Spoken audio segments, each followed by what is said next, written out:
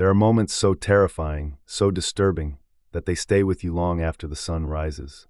Moments that creep into your thoughts at night, making you question if you're really alone. Tonight, we're diving into scary moments that will give you nightmares. If you think you can handle it, keep watching. But I warn you, once you hear these stories, there's no going back. The unseen passenger. The drive home. It was supposed to be a quiet drive home. Lisa had worked late that night, and by the time she left the office, the roads were empty. She turned onto the long, dark highway, just her, the road, and the occasional streetlight. As she drove, she glanced in the rearview mirror, and that's when she saw it. A man sitting in the back seat. Her heart stopped. She slammed the brakes and spun around. There was no one there. She took deep breaths, shaking.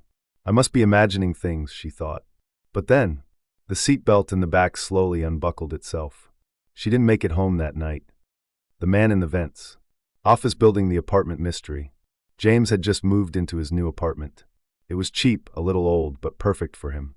The first night, he noticed something strange.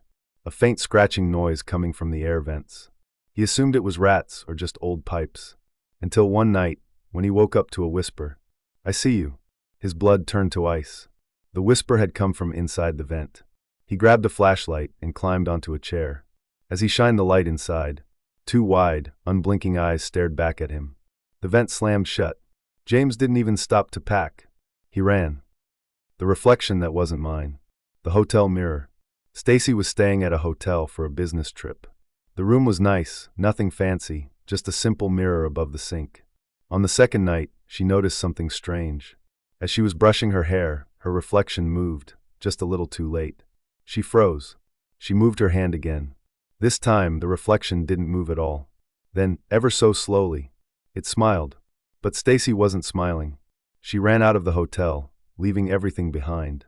Later, when she told the staff about it, they didn't seem surprised.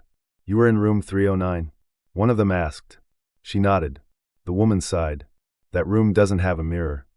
The sleeping visitor. Bed. The woman at the foot of the bed. It started with little things. Alex would wake up in the middle of the night and feel like someone was watching him. But one night, he woke up and wasn't alone. A woman was sitting at the foot of his bed. Her head was bent at an unnatural angle. Her eyes were completely black. She didn't move. Didn't blink. Alex couldn't move. His body was frozen in place. Then, she crawled onto the bed. He felt her fingers press into his chest. Just as she leaned in, he screamed, and suddenly she was gone. But the next morning, there were bruises on his chest, like someone had been holding him down. The final story, the man who follows you. Person walking, the figure in the distance. Every town has an urban legend. In Sarah's town, people spoke of the follower. They said if you were alone at night, you might see him. A man in a black suit, standing far away, just watching. She never believed in the stories.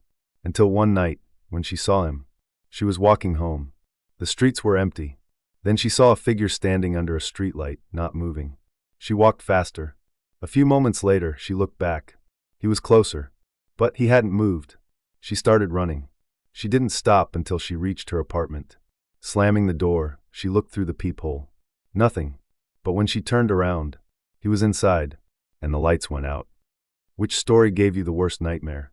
Tell us in the comments. And if you think these were scary, wait until you see what's next.